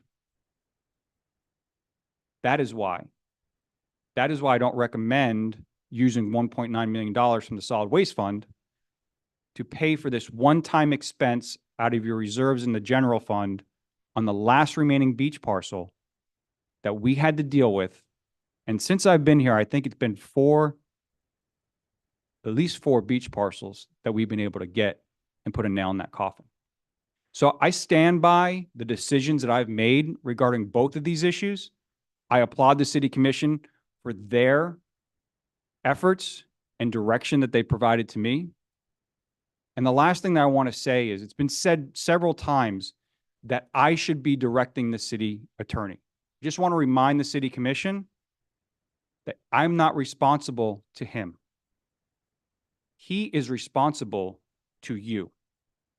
That is a position that the city commission appoints. I do not appoint him. I do not hire him. So I think a little bit more power is being given to me than what the reality of the situation is. And with that, that's all I have. Thank you. Thank you. We're now at comments by mayor and city commission. Okay, let's start with, we'll go from 4 to the shore. District 4? 4 to the, I like that. I only have one comment tonight, reminding the residents that our next commission meeting, March 19, actually falls on an election day. So if you're planning on attending the meeting, vote early or by mail or early voting first, as March 19 is the presidential primary. So please, whichever side you're on, vote and have your voice heard. Thank you. I'm sorry to interrupt, but I know, Mayor, that it has been said in the past, and my apologies, that we didn't want to have a city commission meeting on an election day. If that is something the commission wants to entertain, obviously with that meeting coming up at the next meeting, I would need that direction at tonight's meeting. Yeah. Thank you. Did you want to make that a motion, Commissioner Drosky? To move it. I don't know what my colleagues. I don't know if you need to make a motion or you. Temperature is on that. Looking for. Change the next commission meeting? Yes. Let's do a, if you're going to change the commission meeting date, the next one. I'll let everyone chime in as they go down the row for their comments. Okay. We'll determine at that point. Okay. I have no problem with the 19th this year. District 3 has become very interesting in a sense.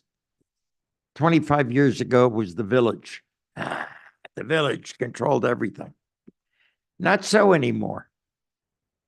The 7 years I've been your commissioner in District 3, I have found an awful lot of nice people in Meadow Lakes, Crystal Lake. The lake is very precious to them. And this commission has stood by you and did everything possible to save what's left of the lake, and will continue to do so. If you've never been on that lake, go rent a kayak for an afternoon or a rowboat. You don't even have to go fishing, even though there's fish in the lake. Just to be out on the water where it's calm and very soothing and very relaxing. I guess I fell in love with the lake when I was campaigning and I was on the 6th floor of one of the apartment houses that overlooked the lake. And the woman took me who had the apartment to the window and said, "Look, That used to be 700 acres of lake and now it's 150. Help us. That's all we got left. And District 3 deserves this.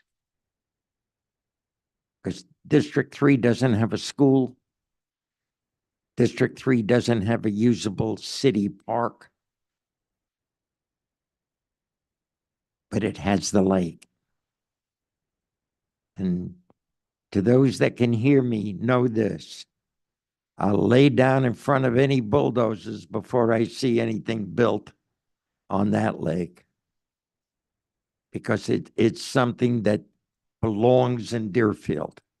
It's like the beach or the pier. It's the last of the lakes that people use for recreation. And it don't matter whether you're in District 3 or not. Anybody can go. We have a world famous ski school, water ski and waterboard school with officers on Military Trail. Been there 25 years. And there are people that would still like to fill in more of that lake. And to them, I say over my dead body, these are my people. This is their lake, and they deserve it more than you. That's all I have. Thank you.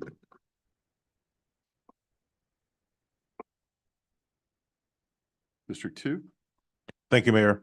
I just wanted to say to Jonathan Salas and staff, what a great job. The Braithwaite building, they've kind of moved in already. The official opening, I've been told, unless it's different, is going to be on April 11th. Is that right, Mr. City Manager? Thought it was the 14th. We're still solidifying the date, Commissioner, but we hope to have that released soon. Okay. Okay. But they did a good job. It's absolutely gorgeous inside. And let me also tell you that there is a lot of history related to that will be on display over there. I'm going to have a District 2 meeting, Mr. City Manager, the day that I have discussed with you. If you could solidify that for me, at least by tomorrow, because I want to get the word out. Okay. And I was looking at March, I think it's the 21st. Commissioner, 21st. I'd be happy to schedule that with you. I think we did talk about that date already being reserved, but I will follow up with you after this meeting. Please. That's it for me, Mayor. Thank you, Commissioner. District 1? Thank you, Mr. Mayor. A couple of things. First of all, Little League opened up last week, so that's wonderful. Mr. Hurst mentioned it, so I wanted to reiterate, it was wonderful. We also opened up the pool, so I'm glad to see that. Unfortunately, we have less than 30 residents here, probably even less than 15 residents here. We've got 87,000 residents within our city, and yet less than 15 residents get to hear our city manager talk about the decisions that were made up here and having to defend himself when there's a resident that has a Facebook page that can reach so many more with inaccurate information. So that's a pretty sad sight as far as our community is concerned. When you have the ability to get the real information in this setting, and you have elected officials that can give you proper information, and yet you rely on misinformation from one upset resident. So that's pretty sad. I did want to talk a little bit about some challenges that we have in District 1 with regards to, I received a call from a resident who is developing some town homes over in District 1 on the Barrier Island. And the challenges that he is facing. He's trying to improve the area there. And I've gotten more than one call with regards to these multi-million-dollar townhomes that he's not allowed to put a garage in, but has to keep it as a carport. Individuals who pay $2-3 million for a townhome probably have items that they would like to secure in a garage. I understand that he is stating that the city is misinterpreting some zoning and some ordinances, and I would like to go ahead and give the city attorney an opportunity to disclose what he has been able to research along with the city manager, which is something that I've asked them both to do over the last couple of weeks. And they've provided me with a report, but I think it's important that we get on the record exactly what you were able to find and where that project stands. You want me to address that now? Yes, please. Okay. So yes, the property owner did come to the city commission at the last meeting, and he talked about 3 specific properties on the island where he said the floor area ratio calculation was done differently for those 3. And mine is being looked at in a different way. Well, we went back, I had staff go back, and Mr. Power went back and he looked at pulled the plans, right? We didn't just use the Broward County Property Appraiser's information, pulled the plans, and we verified that the floor area ratios for each one of those properties was just under 0.8. I don't have it in front of me, but I can say verifiably that staff provided information that it was verifiably under 0.8 on the floor area ratio, which is really the issue at hand here. Besides that, they went back even later and looked at a host of other properties just to ensure, and all but 2 were under that floor area ratio. And the reason why there was 2 is the most recent subdevelopments, one being Sandpiper Point, where there's a multitude of issues that there's multiple floor plans for each one. So some of them are going to have less floor area ratio, some are going to have more. But overall, consistently, the interpretation of the code has been that the floor area ratio does not include an ancillary use if it is not enclosed underneath. If it is, like a garage, it is included.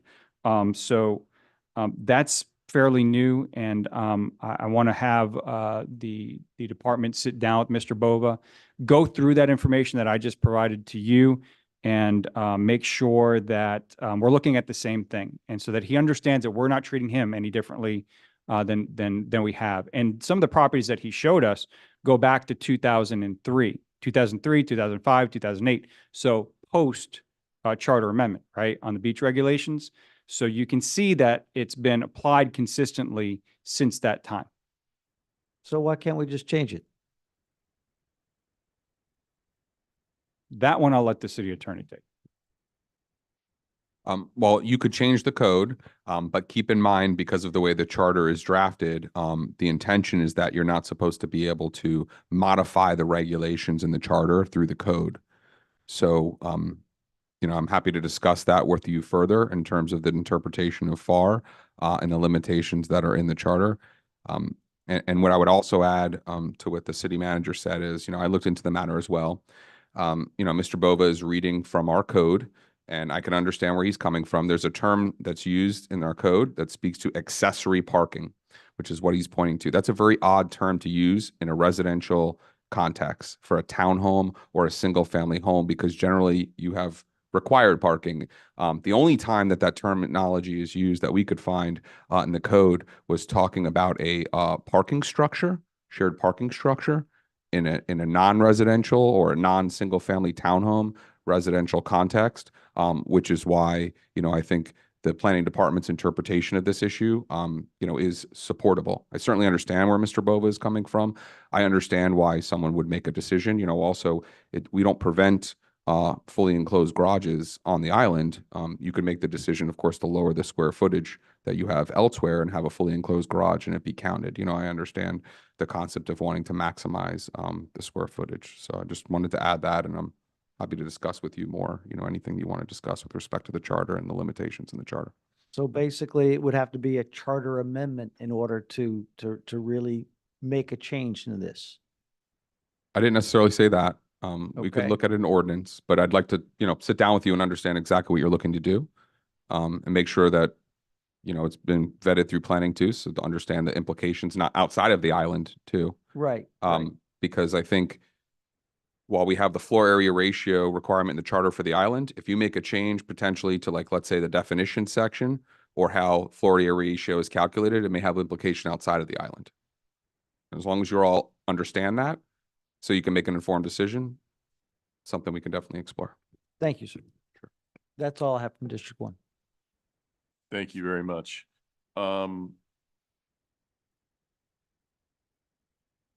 It never ceases to amaze me how a person who spends nearly every day on social media bashing not just elected officials, but city staff, with special leaning towards female city staff, is so thin-skinned when it actually comes to people standing up to them.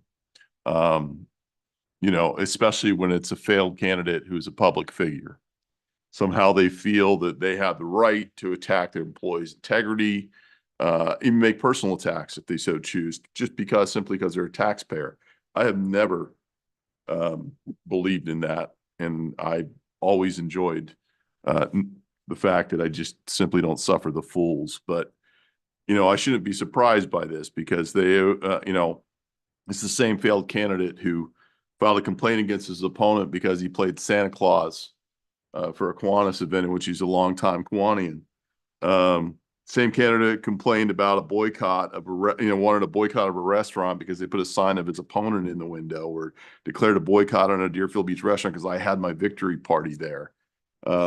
It really, look, it's easy to say corruption because you disagree with something, but when you support a failed candidate who committed homestead exemption fraud, another who can't balance their own, campaign account, I find it a little interesting. It's lazy and misleading to just use the word corruption on ideas that you don't agree with. Leaving out key information and lying by omission, in my opinion, is just simply dishonest. Suggesting that we shop out the city attorney's position is an interesting one. In my opinion, going on the cheap for certain positions, like going out to bid for that one, shows a complete lack of understanding of the importance and value of institutional knowledge, of relationships, and trust. I have a good doctor. Do you go out and shop your doctor every few years because you want to save a couple bucks? Or do you stick with your doctor because your doctor's somebody you trust, who does a good job and knows your history? I don't think anybody really does that. And that's the way I view positions like the city attorney's position. And I'm not alone, because every single city does it that way. They don't go out shopping city attorney positions. And there's a reason. But you know what? It's that kind of landlord mentality that people have. Go on the cheap to make more money as possible. And I'm glad that we don't do that here in Deerfield Beach. And I don't think other cities do that either. I do want to encourage people with spring break. There's a lot of people out there. If you see something, say something. Okay. People are not going to follow the rules. Please say something and report it. Please get out there and be attentive to what's going on. I also want to ask staff to please continue to work with the residents when it comes to the trash can trade out and those issues there. I know we've had a couple of missed complaints about people not having their trash picked up. If we could please make sure we do something about that and continue to work with the residents from an educational standpoint, and that we're not skipping people just because they put out the wrong thing, that we continue to work with them and we give them be a lot more patient with them, and making sure that we thread that needle on that. Other than that, please be safe out there, and that's it. Second. We have a motion to adjourn. We have a second. All in favor, say aye. Aye. Meeting adjourned.